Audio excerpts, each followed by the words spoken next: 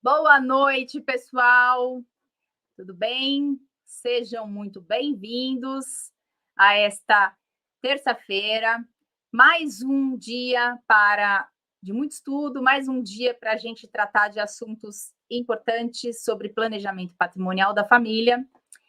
E hoje temos aqui, ao vivo, vou ter a honra de receber uma colega muito especial, que atua no direito empresarial, enfim, tem um enorme conhecimento da matéria. E eu vou chamar agora aqui para vocês a doutora Marlene Tavares. Boa noite, Marlene. Boa noite, tudo bem, Karina? Tudo ótimo. Marlene, antes da gente começar aqui, enquanto o pessoal vai entrando, por favor, apresente-se, fale sobre a sua experiência, a sua área de atuação, seu escritório. Então, Karina, eu sou advogada empresarial há mais de 20 anos, com especialização, né, com pós-graduação em direito tributário e holding familiar. E é isso aí. E atuo em São Paulo, sou advogado, atuo em São Paulo, capital. Seu escritório fica em que lugar, Marlene? Fica no Morumbi, São Paulo. Aê, muito bem. Então, gente, hoje nós vamos falar sobre dúvidas, tá? Nós trouxemos algumas dúvidas, as principais dúvidas que os nossos clientes nos trazem quando nós fazemos os atendimentos. Então, nós selecionamos algumas dúvidas para trazer aqui para vocês, porque como é a dúvida deles, também pode ser a dúvida de vocês. E antes de a gente começar, coloquem no chat de que cidade que vocês estão nos vendo, nos ouvindo, para que a gente possa saber até onde nós estamos conseguindo alcançar. E não se esqueçam, curtam e chamem os colegas, chamem os amigos, compartilhem esse vídeo aí nos grupos de WhatsApp para que mais pessoas possam ter conhecimento sobre esse tema. Então, iniciando aqui a nossa sessão de perguntas, uma coisa que todo mundo sempre pergunta: por que com a implementação de um sistema de holding familiar, os herdeiros não precisam abrir o processo de inventário quando ocorre o falecimento do patriarca ou da matriarca? Essa é uma questão muito interessante desse sistema. Nós conseguimos planejar de uma forma que, com a transferência do patrimônio para a pessoa jurídica, realizando a doação dessas cotas com usufruto e diversas outras cláusulas, no momento em que ocorre um falecimento, o patriarca ele já fez a transferência desses bens, dos bens que estavam em nome dele na pessoa física, para a pessoa jurídica, e as cotas que ele recebeu em troca, ele faz a transmissão, né, a doação para os seus herdeiros, para os seus filhos, ou se não tiver filhos, pode ser para sobrinho, pode ser para qualquer outra pessoa que ele queira, né, que ele possa beneficiar. Então, quando a gente faz esse procedimento, numa oportunidade em que ocorre o falecimento, o sistema já está organizado. Essa é a principal vantagem que a gente fala do sistema de holding familiar. Todos sabem, quem acompanha o canal e quem acompanha também as matérias aí da doutora Marlene, já ouviu a gente dizer que o inventário é um procedimento muito caro, um procedimento muito longo, muito custoso. E, através do sistema, nós conseguimos evitar que isso aconteça. A gente transfere o patrimônio da pessoa física para a pessoa jurídica, que passa a ser a dona dos bens, e a pessoa física recebe em troca as cotas correspondentes a essa empresa. E essas cotas são doadas aos herdeiros, às pessoas que aqueles patriarcas e matriarcas desejam, com cláusulas de usufruto, dentre outras tantas que nós podemos colocar no planejamento, para que quando ocorra o falecimento não haja essa necessidade. Essa é uma das formas de se fazer. Existem outras formas também de se fazer esse planejamento sem que haja necessidade de um inventário, mas essa é uma das formas, é a forma que a gente costuma utilizar. Não é mesmo, Marlene? É isso mesmo. E a proteção, eu costumo dizer, né, que no caso, a pessoa jurídica, ela não morre, ela não falece, mas a pessoa física, sim. Então, você tem que cuidar bem dos seus bens, do seu patrimônio e colocar tudo numa pessoa jurídica, de acordo com as vantagens. Temos muitas vantagens que nós iremos discorrer aqui. Nós temos perguntas aqui interessantes, inclusive uma delas, qual seria a vantagem de transferir o meu patrimônio pessoal para uma holding patrimonial familiar? As vantagens são inúmeras, né? Porque ela bem estruturada e na época adequada, os eventuais débitos pessoais não atingirão os bens transferidos para o patrimônio da holding. Além do mais, os bens que forem transmitidos à holding não precisarão ir a inventário após a morte dos instituidores. E essas são algumas das vantagens, há mais vantagens. Você quer falar mais alguma coisa, Karina, sobre isso? Exatamente, Marlene. Essa é uma questão muito boa, né? A diferença aí, você estava falando. Eu acho que uma outra questão que também surge é em relação a outros benefícios que a gente pode falar, mas antes disso, vou colocar aqui para você. Ao instituir uma holding, Marlene, com o meu patrimônio, eu perco a administração sobre os meus bens? Essa foi uma pergunta que me fizeram recentemente. E aí, o que eu posso dizer para vocês é o seguinte: nós fazemos a transferência do patrimônio para a pessoa jurídica e fazemos a doação das cotas. Então, aparentemente, o patriarca e a matriarca ficam sem nenhum bem. Como é que eu vou fazer agora? Eu fiquei sem nada, eu não tenho mais nada. Bom, você não tem bens em seu nome, mas a implementação desse sistema, ele te permite manter a administração de todo esse patrimônio, de todos esses bens. Nós colocamos algumas cláusulas que são muito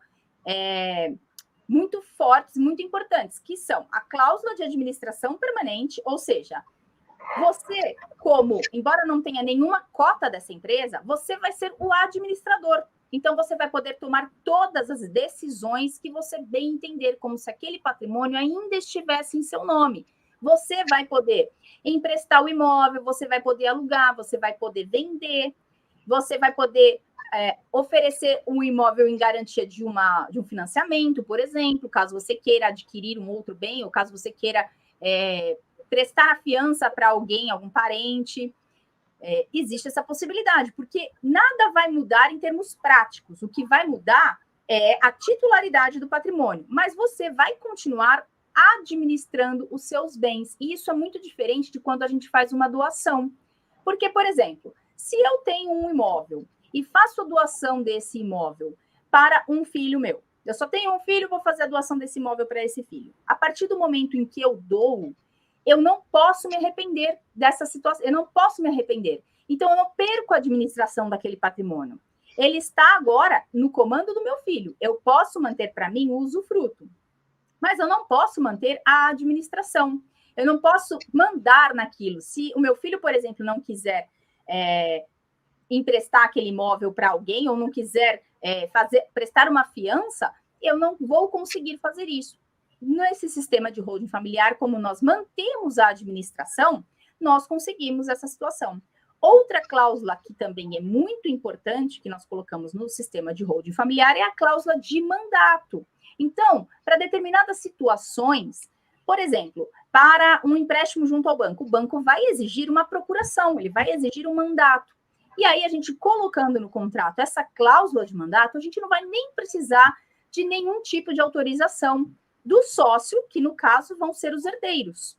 Você vai poder agir como realmente se nada tivesse mudado. Essa cláusula de mandato, ela permanece até o momento em que você não estiver mais aqui, e que aí sim a administração vai passar para os seus filhos. E o mesmo acontece com a cláusula de direitos políticos. O que são direitos políticos? Quando você constitui uma pessoa jurídica, você tem a possibilidade, quer dizer, você recebe cotas dessa pessoa jurídica. Quando a gente está falando de sociedades limitadas, normalmente uma cota dá direito a um voto. Tudo numa empresa se resolve através de votação. Então, você tem X quantidade de sócios, cada sócio tem uma quantidade de cotas, que representam um percentual do capital social, e quando se tem uma demanda, quando se tem uma situação, para que haja um consenso, precisa ser votado. Então, esses direitos políticos, que são a votação, o direito de votar, são reservados ao patriarca e à matriarca, justamente para que você consiga manter o total e controle absoluto, total controle da propriedade do patrimônio, para que você não precise da autorização dos seus filhos, da intervenção de terceiros na administração do patrimônio. Então, ao instituir uma holding, você não perde a administração sobre o patrimônio. E aí, Marlene, tem algum comentário? Tem alguma pergunta adicional? Tenho sim. Na verdade, eu vou falar de um caso prático, né, do escritório. Tem uma cliente que ela chegou no escritório muito preocupada, porque ela tinha acabado de sair do inventário traumático do marido, né? E como tem muitos imóveis, é uma pessoa que tem muitos recursos, e já é uma senhora de idade, com 2 filhas que não se falam há muito tempo, e ela não sabia o que fazer pela idade avançada dela, ela ficou preocupada, porque ela falou, e agora? Tem vários imóveis alugados, um patrimônio bem grande, e ela falou, olha, minhas filhas não se falam, elas podem depois brigarem e acabarem com tudo, e depois nós levamos tanto tempo para conseguir todos esses bens, meu marido, né, lutou tanto, nós lutamos tanto, de repente, como é que a gente vai deixar esses bens? Eu vou deixar assim? Eu queria uma solução para isso. Além do mais, ela queria também se proteger, no caso do falecimento, da sucessão societária, da sucessão, em relação à sucessão, no caso do falecimento dela, em relação às filhas e também aos netos. E ela queria criar, assim, tipo uma blindagem, né? A gente fala assim, porque no termo, não no termo do mal, mas no termo bem, né? Falando para o lado do bem, para que isso laçasse de uma forma que ficassem protegidos os bens e a própria família, inclusive os netos, né? E para evitar qualquer discórdia na família. Então, a nossa solução foi essa, de que fosse feita a holding patrimonial. Na verdade, o que é holding patrimonial? Uma holding familiar. Então, eu preciso explicar, porque tem a holding familiar, que é pura, e tem a holding mista. A holding pura é a mais utilizada para a proteção dos bens, porque ela só vai administrar os bens, ela vai atuar como um cofre, tá? É como um seguro, você vai colocar todos os seus bens nessa empresa e vai administrar. Essa empresa vai administrar os bens. Agora, com relação, como ela tinha muitos imóveis alugados, inclusive, a renda dela era toda um grande valor, né? E pagava um absurdo, estava tudo na pessoa física. Pagava um absurdo de imposto de renda, né? Tributava em 27,5%. Então, foi assim, quando nós falamos para ela das possibilidades, ela falou, meu Deus, né? Quanto dinheiro nós já perdemos com isso. Então, a necessidade, nesse caso, nós temos meios, mas tem que criar estratégias. Então, nesse caso, se a pessoa não for um especialista, não tiver um conhecimento no direito societário e tributário, fica difícil, porque não é basicamente abrir uma empresa e colocar os bens dentro da empresa que está tudo certo, não. Temos que criar cláusulas, né? Cláusulas de sucessão, cláusulas de proteção, de comunicabilidade, inalienabilidade, impenhorabilidade, com relação também a essa proteção dos filhos, a forma de pagamento, como gerir essa empresa, né? Seria totalmente da administração, seria total da matriarca, da mãe, né? Porque ela falou, não quero perder a administração, quero ficar no comando de tudo até o meu falecimento, e minhas filhas irão participar como sócias, mas elas ficarão, na verdade, necessitará, no caso de qualquer medida da minha anuência, e todos, 100% dos sócios terão que anuir. Então, nesse caso, ninguém pode mudar o contrato social, ninguém pode fazer nada sem autorização, sem anuência do administrador, que seria a matriarca, da administradora total. Falei, muito bem, nós vamos criar uma ferramenta, porque, na verdade, também a holding é uma ferramenta, né, de engenharia societária, e nós temos que criar meios, né, para que isso funcione de forma eficaz e de que não haja perigo, riscos, né, futuros, nesse caso. Então, criamos, sim, uma holding familiar patrimonial pura para administrar e uma outra operacional. Essa operacional se referia à administradora dos bens. Por que teria que fazer duas? Porque para que não houvesse essa mistura de bens e atividade operacional com a administração de bens. Essa seria uma holding mista, quando há essas duas atividades, uma administrar e fazer, e quando tem a atividade operacional ao mesmo tempo, né, um risco, inclusive, o patrimônio, porque pode ocorrer problemas, processos e também os bens que estão lá, o patrimônio pode correr risco. Então, para que não haja esse problema, a gente recomenda que sejam feitas duas, uma operacional e só para uma pura e uma mista, uma operacional e a cofre, né, que é só para proteção dos bens. Então, nós temos mecanismos, não é simplesmente isso, gente, assim, é um apanhado mais ou menos. Abre duas empresas, mas há uma forma, nós denominamos como células, tá? Então, nós temos meios de ter uma estratégia para que não haja custos elevados para essa família e para que elas fiquem bem protegidas, tá bom? Então, nós sim fizemos esse tipo e elas são super satisfeitas com todas as cláusulas de sucessão, tudo direitinho, tem um porém. Aí, quando você você abre empresa, constitui uma empresa, uma pessoa jurídica, tá?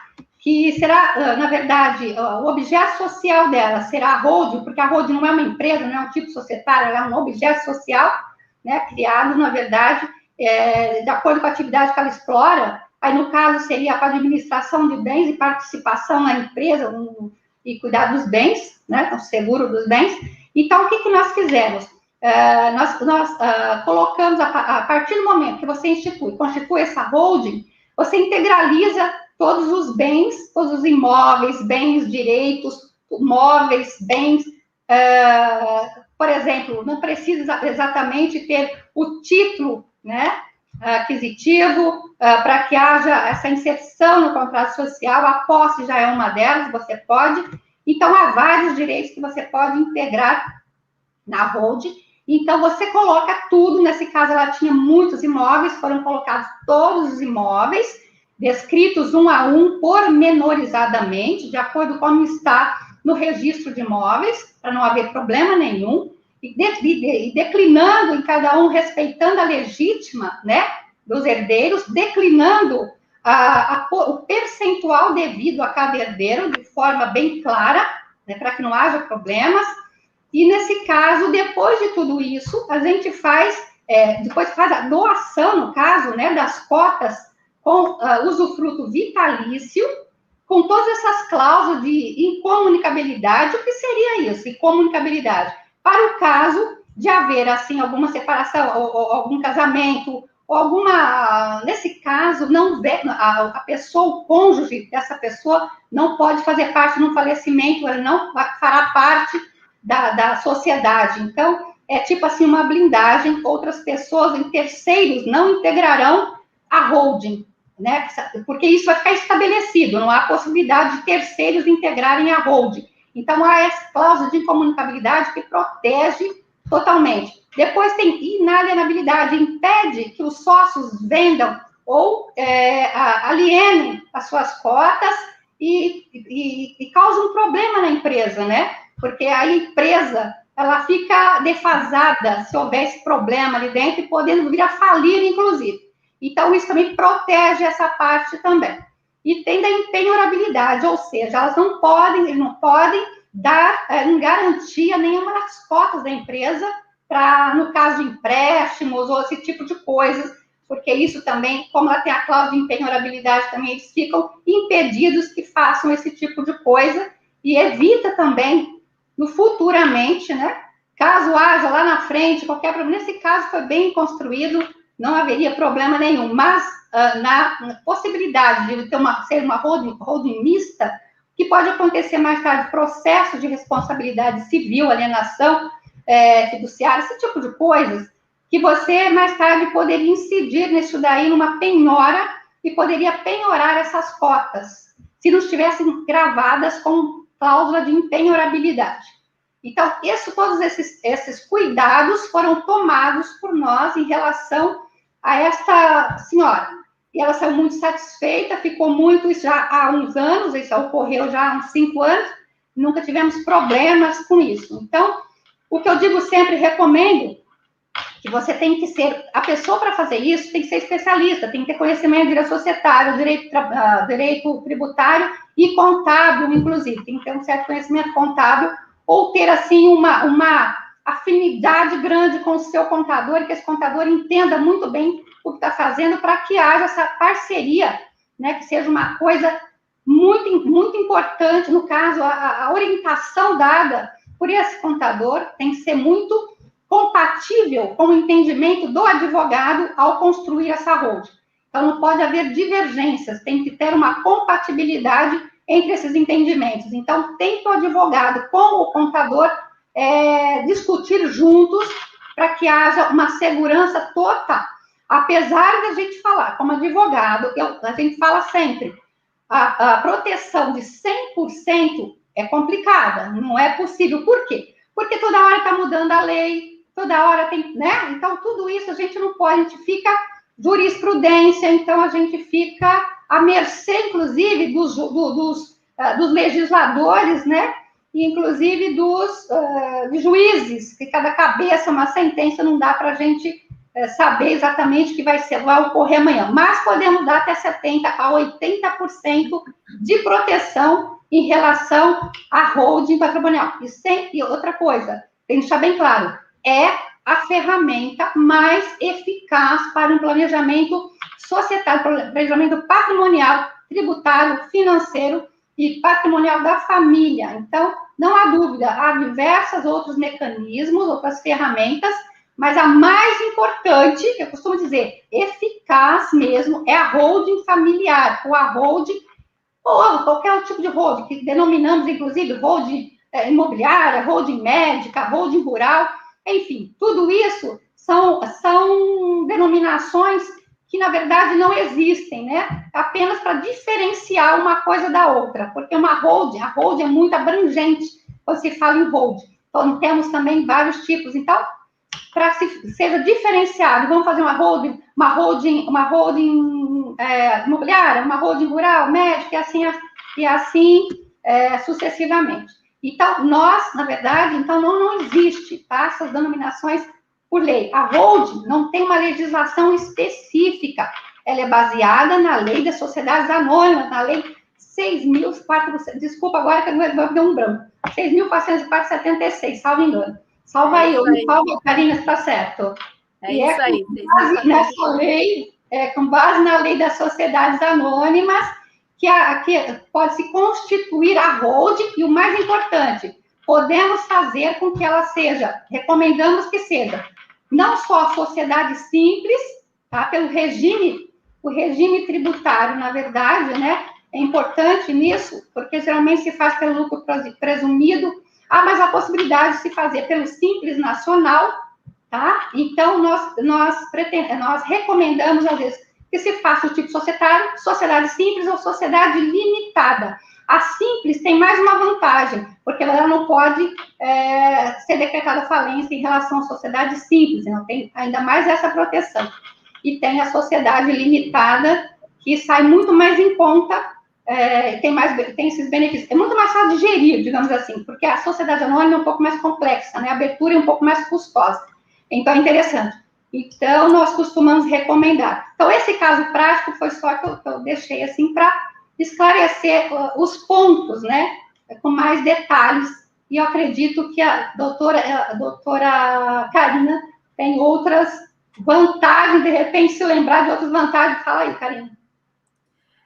Pois bem, pessoal, também lembrando aqui, né, o objetivo de se constituir um sistema, principalmente quando existe uma atividade, quando a família exerce algum tipo de atividade, é não misturar. Então, a gente cria uma empresa para ser a dona do patrimônio, e essa empresa, ela não deve exercer uma atividade misturada com a atividade daquela família. Por exemplo, você tem um mercado, já tem uma pessoa jurídica que é o meu mercado, então vou colocar o meu patrimônio nessa pessoa jurídica? Não, você não deve fazer dessa forma, porque qualquer intercorrência, qualquer problema que esse mercado venha a ter, sofre uma execução trabalhista, sofre uma ação de execução fiscal, ou venha a ser executado por qualquer motivo, o patrimônio que está dentro dessa empresa ele pode ser atingido. Então, a doutora comentou da questão da falência, que é uma excelente dica, né? Mas lembrando que, se você constitui a empresa simplesmente com o objetivo de cofre, né? Dificilmente vai acontecer um procedimento de falência, porque você não tem uma atividade ali, não vai existir uma dívida. Então, são formas e formas, a gente tem muitas formas de se criar esses sistemas. Por isso que a gente não gosta de falar que holding é uma empresa. Holding familiar é, na verdade, um sistema que pode ser composto por uma empresa ou por 2, 3, dependendo da necessidade da família. A gente faz uma avaliação daquela família, faz uma sessão de viabilidade, é o nome que a gente dá para esse momento, quando a família vem conversar com o profissional e esclarecer todos os seus pontos. Então, vai mencionar sobre a sua constituição humana, quantos filhos, se são casados, qual o regime de casamento, se há netos, se existem dívidas em relação àquela família, e também em relação ao patrimônio. Como é constituído esse patrimônio? São bens móveis, são bens imóveis, esses bens já estão quitados ou estão financiados, estão registrados no cartório devidamente regularizados ou não estão, precisa de algum procedimento anterior. Tudo isso tem que ser feito, para tudo isso tem que ser feita uma avaliação para a gente saber se já é o momento de se constituir o sistema de holding, de fazer a implementação, ou se existe a necessidade de algum ajuste, algum procedimento prévio, né? Como a doutora mencionou, nós podemos também colocar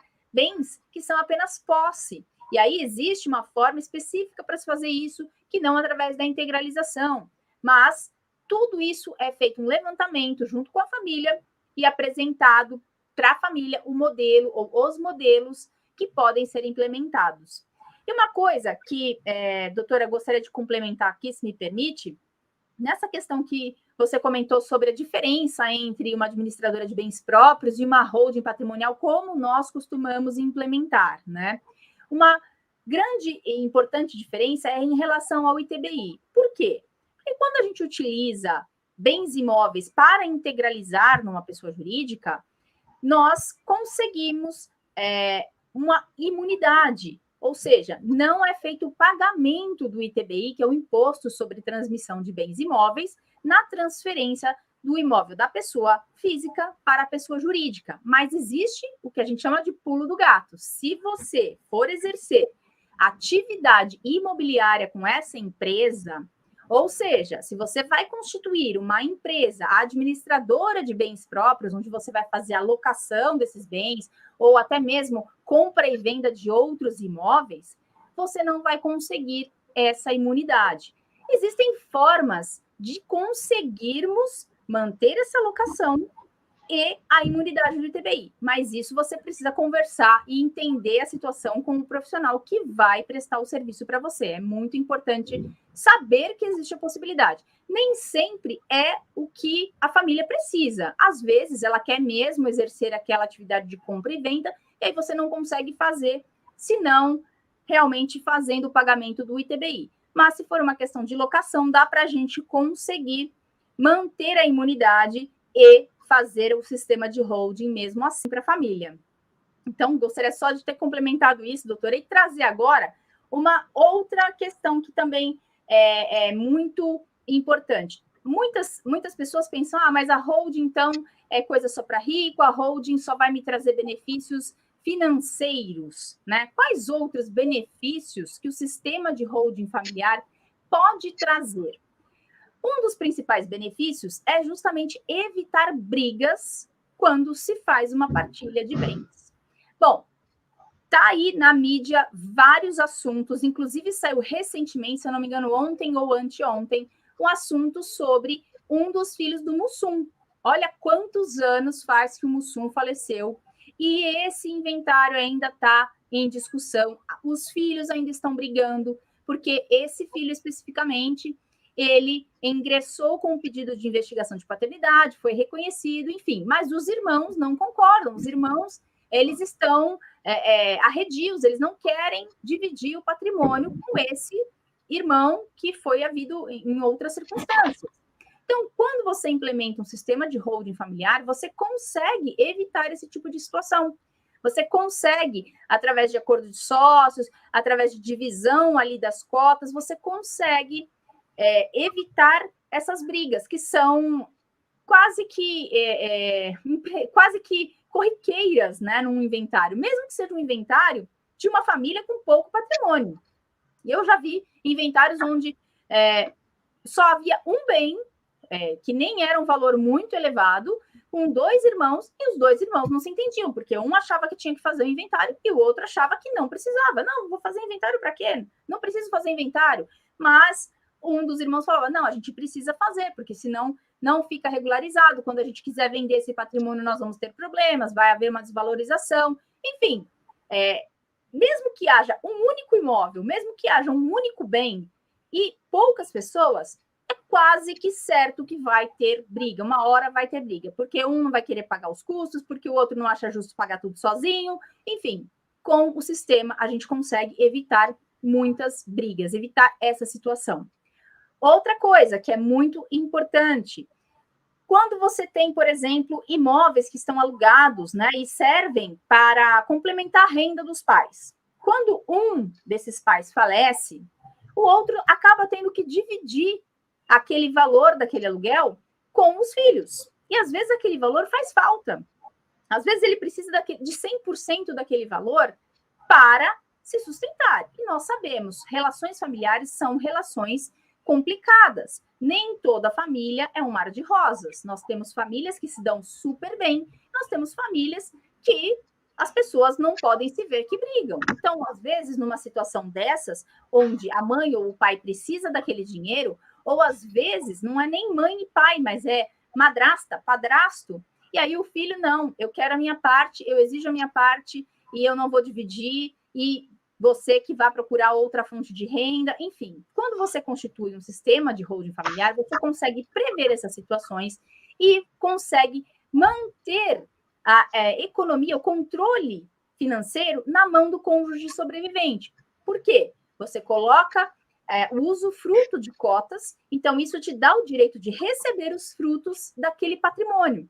E esse usufruto pode ser passado para o cônjuge sobrevivente e ser mantido exclusivamente com ele até o momento em que ele venha a falecer. Então, é outra vantagem do sistema de holding familiar. Uma outra vantagem também, a perpetuação do patrimônio. E o que significa isso? Do jeito que nós temos um sistema judicial atual e com as possibilidades de elevação das alíquotas do ITCMD, sim, porque isso, eu acredito que você já saiba, nós falamos muito aqui no canal sobre isso, existem projetos em São Paulo especificamente, existem projetos que vão afetar o Brasil todo, que o ITCMD vai ser elevado, até porque muito se fala em reforma tributária, mas fato é que o governo não tem como elevar ainda mais a carga tributária sobre a receita, sobre a renda. Então, uma das formas de ele aumentar o recolhimento de tributos sem afetar diretamente a renda é justamente tributando o patrimônio e tributando esse patrimônio no momento de doação ou de falecimento, quando a gente precisa fazer a transmissão causa-mortes. Então, no sistema atual, eu posso te dizer que, não havendo um planejamento patrimonial para eventos de sucessão, o patrimônio ele acaba se esvaindo, às vezes, na segunda ou terceira geração. Se você perde de 20% a 40% do seu patrimônio com custos de um inventário, porque você precisa pagar o imposto sobre herança, você precisa pagar escritura, você precisa pagar taxa judiciária, ou você precisa pagar o advogado, você tem várias coisas que você tem que pagar, tem que desembolsar. Isso se você não precisar vender alguma coisa do patrimônio para custear o inventário. Então, a gente costuma fazer um cálculo que dá entre 20% a 40%, dependendo da situação. Imagine, passando para a segunda geração, já tem muito menos patrimônio. Às vezes não chega na terceira.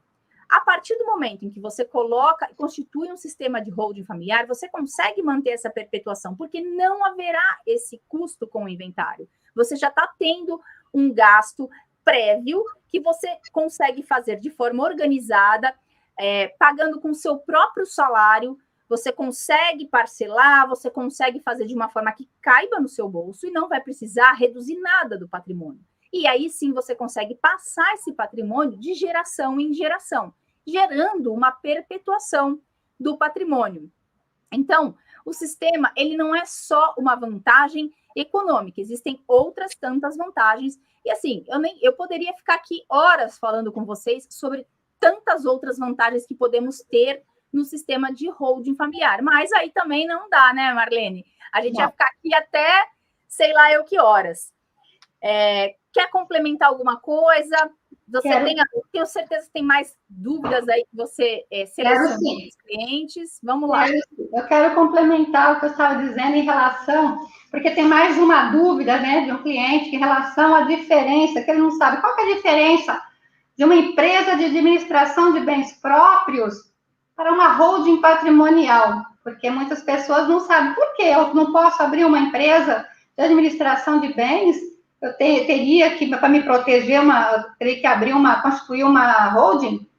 Pois é, gente, a simples empresa de administração de imóveis não garante qualquer proteção jurídica ao seu patrimônio, pois com a desconsideração, a possibilidade de desconsideração da personalidade jurídica, os seus bens, na verdade, facilmente podem ser atingidos pelo credor. Agora, já a holding, quando bem estruturada por um advogado especialista, ela dará proteção jurídica ao seu patrimônio e reduzirá muito a carga tributária. Por exemplo, vou dar um exemplo aqui. Quando eu vendo imóvel, né, através de uma pessoa física, eu sou obrigada a pagar quanto? 15% sobre o ganho de capital. Por outro lado, quando eu vendo o imóvel da holding, pagarei 6,7% sobre o valor da venda. Se compro imóvel na pessoa física por 300 mil reais e vendo por 800 mil, eu pagarei de ganho de capital 15% sobre os 500 mil. Portanto, eu pagarei 75 mil reais de imposto de renda. Porém, se a mesma operação for pela holding, incidirá apenas 6,7% sobre 800 mil, ou seja, eu pagarei 53.600. Uma diferença, eu teria uma economia de 21.400 reais. Agora, você imagina uma pessoa com muitos imóveis que esteja uma pessoa física, em nome da pessoa física, o quanto ela está pagando de imposto de renda nessas transações, o quanto ela está perdendo, que ela está dando de mão beijada para o Estado, sendo que ela tem meios para reduzir essa carga tributária e, ao mesmo tempo, ter essa proteção patrimonial. Então, eu costumo dizer para os meus clientes, nossa, já passou da hora, a gente tem que proteger e tem que se prevenir. Não é assim, não, vou deixar para mais tarde, porque quanto antes você fazer esse planejamento patrimonial, mais benefícios você terá. Não é só quando você tem patrimônio já formado, viu? Quando você tem condições e você tem, às vezes você está amealhando um patrimônio, você está na iminência de conseguir um patrimônio, já constitui a sua holding e compra através da empresa, porque na verdade, você vai ter uma redução drástica aí, você vai pagar, para começar, não vai pagar ITBI, não é? Se você comprar através da empresa. Então, gente, no caso, você vai ter vários benefícios. Então, já abre... Na verdade, doutora, não tem TCMD, né, na doação. Quando você compra... não vai ter TCMD, confundi. Não vai quando ter você compra, não vai ter. TCMD, mas não tem aquela questão da transferência de cotas, né? Exato. Então, não haverá essa necessidade. Então, já vai direto para a empresa. Então, não vai esperar você juntar um patrimônio. Então, isso eu falo para as pessoas, às vezes os empreendedores, na verdade, né, os mais jovens que estão aí empreendendo, e hoje com essa pandemia, a gente vê que muitos jovens estão saindo muito bem nessa área, né, de tecnologia, youtubers, essas coisas todas, muitos estão se dando muito bem e formando um bom patrimônio. Então, antes de você ficar pensando, eu vou construir primeiro e vou conseguir primeiro o patrimônio, para depois abrir empresa, não faça isso. Já abre a empresa e já vai construindo isso dentro da empresa, já vai evitando esses gastos, já vai planejando o seu futuro dentro da empresa. Então, a melhor hora é agora, tá? Para você. Quem não fez, faça, que ainda dá tempo, e quem pretende ficar rico, ganhar muito e ter muitos bens, já vai se preparando também, tá bom? Já vai abrindo a sua empresa, a sua holding para o futuro. É isso aí, pessoal. É exatamente assim. Vamos já implementar, já vamos começar a mudar o paradigma. Em vez de pensarmos em constituir patrimônio, manter esse patrimônio na pessoa física, já vamos começar a mudar essa metodologia e para que as próximas gerações já engrenem nesse sistema de holding, que isso já venha se proliferando, comece a proliferar, para que nós possamos evitar as situações de inventário, porque esse procedimento ele tende a piorar cada vez mais. Os tributos eles vão continuar aumentando. Nós sabemos, temos aí projetos que vão elevar a alíquota de TCMD podem elevar para 16% ou até mesmo 27,5% adicional, né? Um imposto que vai ser cobrado pela União. Cada vez mais eles vão querer tirar um pedacinho daquele patrimônio que você construiu, que você suou dia após dia para construir e pensando, vou fazer isso para deixar minha família melhor, para deixar os meus filhos melhor, porque a gente sempre pensa em deixar os nossos filhos numa situação melhor do que aquela que nós passamos. Então, vamos agregar patrimônio, vamos melhorar de vida, vamos aumentar o nível social, mas se você continuar passando por processos de inventário a cada geração, não vai adiantar nada você trabalhar tanto, né? Muitas vezes a gente trabalha até mais do que a gente precisa, não é mesmo, Marlene? Pensando em deixar os nossos filhos confortáveis, mas a gente tem que pensar também que quando nós não estivermos mais aqui por eles vão precisar passar por esse procedimento de inventário se nós não tomarmos uma atitude ainda em vida. E esse sistema é um sistema que encaixa aí perfeitamente, que consegue melhorar bastante esse procedimento de inventário. Marlene, uma última coisa, né, uma última pergunta que eu gostaria de trazer, pelo menos nesse primeiro momento, é sobre a implementação do sistema, se ele permite que, após a morte do instituidor, a venda dos bens que constituem o seu patrimônio pode ocorrer nas condições dispostas no contrato. Ou seja, nós vamos implementar um sistema e vamos colocar ali, num acordo de sócios, por exemplo, como será feita a venda ou a administração de determinados bens. Explica para a gente como que funciona aí essa questão de acordo de sócios, como que os herdeiros podem prosseguir a partir do momento em que houver o falecimento do patriarca e da matriarca. Então, na verdade, o contrato social, ele é o fundamental, é o mais importante, né, na construção de uma empresa, porque é ali que você tem que colocar todas as cláusulas de proteção, é ali que você tem que pensar em tudo, nas estratégias que serão utilizadas para mais tarde não se tornar uma coisa ineficaz. Então, muitas vezes, além de você colocar todas as cláusulas necessárias, né, com a devida estratégia, você ainda pode a possibilidade de fazer um acordo de cotistas entre os sócios. Então, são interesses, né, dos sócios que, às vezes, não pretendem que seja inserido isso no contrato social, mas eles podem fazer entre eles esse acordo de cotistas. Esse acordo de cotistas, ele não é ponível a terceiros, ele é só válido entre os contratantes, somente entre os sócios.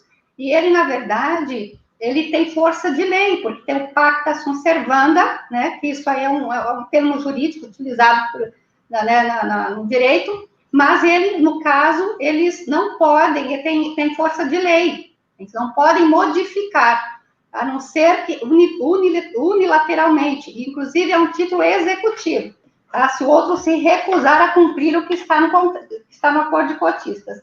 É muito importante que fique tudo estipulado nesse acordo, no contrato social, principalmente, todas as cláusulas. No caso de haver alguma cláusula, talvez assim, estipulando uma coisa que talvez não haja necessidade de constar no contrato, por não ter assim interesse, né, de que conste, pode fazer a parte e isso tem que ser cumprido, tem que ser levado a sério, porque o acordo de cotistas, como o contrato social, ele é um complemento, na verdade, do contrato social e a sua validade é a mesma, então tem a mesma validade. Agora, após o registro, né, do contrato social, que é feito esse acordo de cotistas. Quando, de repente, esquecer alguma coisa, pode fazer uma alteração contratual, mas vamos fazer um acordo de cotistas, lá vai estabelecer todas as formas. São coisas assim, como direi, são cláusulas específicas, né? São cláusulas que não são comuns em um contrato social. Então, são feitas à parte, em separado. Inclusive, eu vou citar aqui o artigo 997 do Código Civil, que ele dispõe sobre o contrato social. Inclusive, ele fala, na verdade, se constitui, mediante contrato escrito particular, a sociedade ou público que, além das cláusulas estipuladas entre as partes, é necessário o cumprimento dos 8 incisos constantes, olha, deixa bem claro, que além das cláusulas estipuladas entre as partes, está no artigo 997 do Código Civil, subentende-se o quê? Que o advogado, ele pode, de acordo com isso, estabelecer, ele pode usar a imaginação a favor do seu cliente, tá? Como é uma engenharia societária, é muito interessante isso, porque ele pode utilizar de todos os meios legais para proteção. Então, a criatividade aí é uma beleza. Então, tudo que for necessário para a proteção do seu cliente, ele vai colocar nesse contrato social, de forma legal. E cumprindo os 8 incisos do artigo 997 do Código Civil, senão não há possibilidade de registro do contrato social, ele voltará, com certeza, não conseguirá o seu registro. Então, além dessas cláusulas contidas no contrato social, é possível ainda a realização do acordo, como foi dito, cotistas, o qual é realizado entre os sócios e é válido somente entre as partes contratantes e não é oponível a terceiros. Isso está estipulado, inclusive, no parágrafo único do artigo 997 do Código Civil, tá? Que é ineficaz, dispõe que é ineficaz em relação a terceiros qualquer pacto separado, contrário ao disposto no instrumento do contrato, ou seja, o acordo de cotistas não pode afrontar o contrato social. Ele não pode haver um confronto, não pode haver uma divergência. Ou se você estipular uma cláusula dizendo determinada coisa, você não pode, no acordo de cotistas, desfazer isso daí. Você tem que seguir as regras do contrato social. Então, ela não pode ser contrária ao que dispõe o instrumento do contrato social, tá? Então, nesse caso, o básico já está aí, o artigo 997 do Código Civil dispõe isso daí. Então, no acordo de cotistas, serão descritos todos os interesses dos sócios. O que ficar combinado entre os mesmos tem força de lei. Como já disse, é título executivo. E o grande segredo da constituição de uma holding é conhecer o direito societário. Por quê? E desenvolver as cláusulas que atendam o objetivo do cliente. Se não tiver conhecimento societário, fica complicado, porque você tem que saber as cláusulas, você vai ter que trabalhar isso aí, vai ter que criar cláusulas condizentes com a proteção que você pretende dar ao seu cliente. Não adianta fazer aquelas cláusulas de contrato padrão, que muitas vezes utilizam esse contrato padrão, e aí falam que está protegido e não está coisíssima nenhuma. Então, aconteceram já casos, e não foi comigo, não foi no meu escritório, mas de um colega, que a pessoa acreditou, e a pessoa disse que ela estava protegida, que tomou todos os cuidados, e realmente não estava, que quando faleceu um dos sócios, houve um problema que foi a junta comercial. Não constava o sócio, um dos sócios herdeiros, né, no contrato social, esqueceu de colocar, não havia cláusula de sucessão, digamos assim, e não constava esse contrato, e quando ele quis exigir, né, o cumprimento do contrato para não fazer o inventário, a junta comercial recusou e determinou que fosse feito o inventário, porque não constava como sócio herdeiro, não havia cláusula de sucessão no contrato social. Então, se você não tomar muito cuidado quando você for descrever, isso é, inserir as cláusulas no contrato, por uma coisa mínima que seja que você esquecer, você pode estar impedido, né, você vai ser obrigado a fazer o inventário. Então, o que aconteceu? Teve que fazer uma alteração, esse cliente dele perdeu aquele dinheiro, não foi barato o que o advogado cobrou, infelizmente, né, e procurou dizendo, olha, o que acontece, que ele estava protegido e não estava, porque a cláusula, infelizmente, tem advogado, eu vou falar só advogados, tem contadores, mas não tem o conhecimento técnico, isso eu te falo, direito societário é outra história, então você tem que ter conhecimento, não é o básico só. Então, você tem que saber. Precisamos sempre procurar um profissional que saiba o que está fazendo, né? Não adianta procurar qualquer profissional, porque não vai funcionar. Um generalista não vai funcionar. Exato. Quando você tem um problema no joelho, você não vai no clínico geral. Você geralmente procura um ortopedista e, de preferência, que seja especializado em joelho, né? Então, é a mesma coisa com o planejamento patrimonial. Marlene, uma coisa bem interessante que é prática aí dessa questão de acordo de sócios que aconteceu comigo foi a seguinte situação: um casal que não tinham filhos entre si, os filhos eram do patriarca, né? E em relação ao patrimônio, para que não houvesse nenhuma briga, né, na hora de o que pode vender, o que não pode vender, já pensando nessa questão de usufruto, que se o pai falecesse primeiro, o usufruto passaria para a madrasta. Então, para haver uma proteção mínima, o que eles combinaram? Eram 8 imóveis, então eles combinaram o seguinte: 4 imóveis poderiam ser vendidos e o valor revertido integralmente para a madrasta, caso o pai falecesse primeiro, né? Então, ela poderia vender aqueles 4 imóveis e ela poderia ficar com 100% da renda dessa venda para ela. Em relação aos outros 4, se ocorresse aí uma necessidade de venda, precisaria haver uma votação entre os filhos e a madrasta para decidirem ali por maioria se o imóvel poderia ou não ser vendido, porque assim eles também ficariam preservados naquele patrimônio e a venda, o produto da venda, seria dividido em partes iguais entre a madrasta e os filhos. Então, esse é um exemplo prático do que o acordo de sócios pode trazer, de situações que você pode prever, que essa é uma situação que não precisa ser pública, você não precisa levar esse tipo de informação, se você não quiser, para registro na junta comercial. Lógico, dependendo do que você vai fazer, você até pode levar um acordo de sócios a registro, não existe problema nenhum.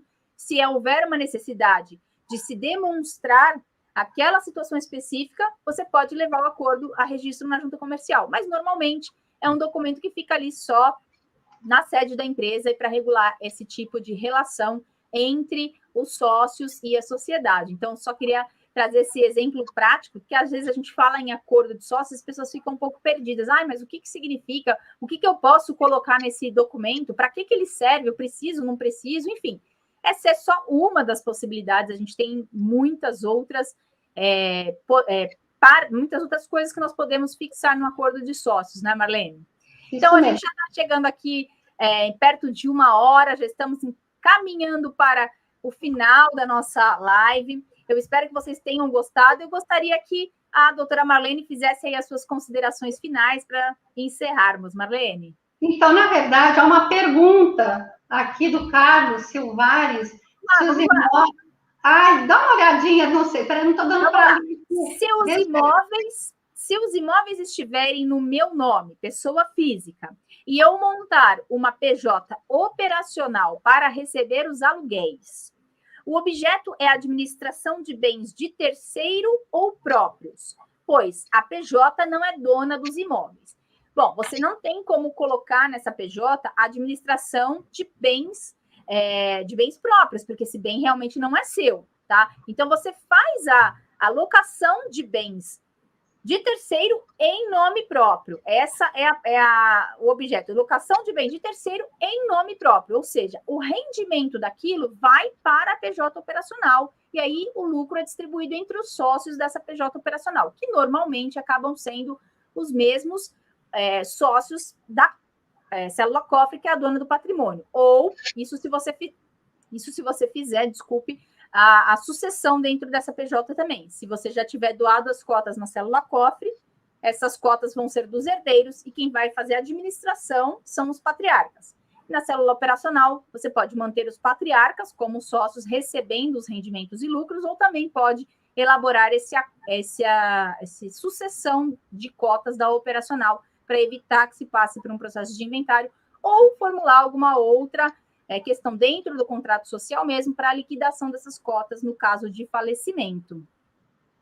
Entra no simples, a operacional pode entrar no simples, não tem problema, tá?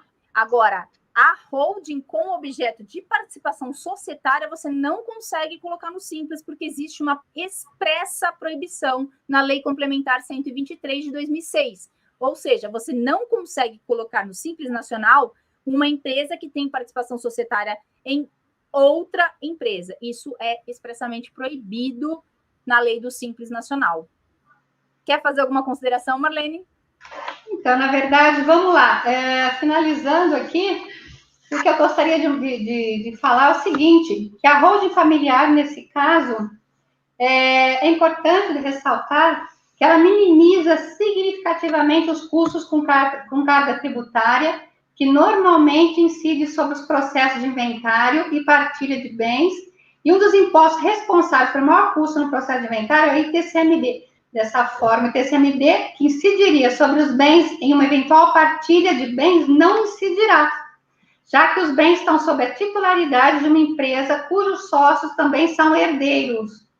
Além da redução fiscal e da proteção conferida ao patrimônio, a criação da holding contribui para o planejamento de reestruturação da empresa. Na área societária, ela pode evitar que os sucessores não desejados pela família tenham acesso ao patrimônio. E, como pode ver, são diversas estratégias que podem ser consideradas no planejamento da sucessão e criação de uma holding familiar. Entretanto, para definir qual é o melhor mecanismo para proteger seu patrimônio, é imprescindível contar com o apoio de profissionais especializados. É isso aí, pessoal. A doutora Marlene fez aí um belíssimo resumo de tudo que nós tratamos aqui nessa live.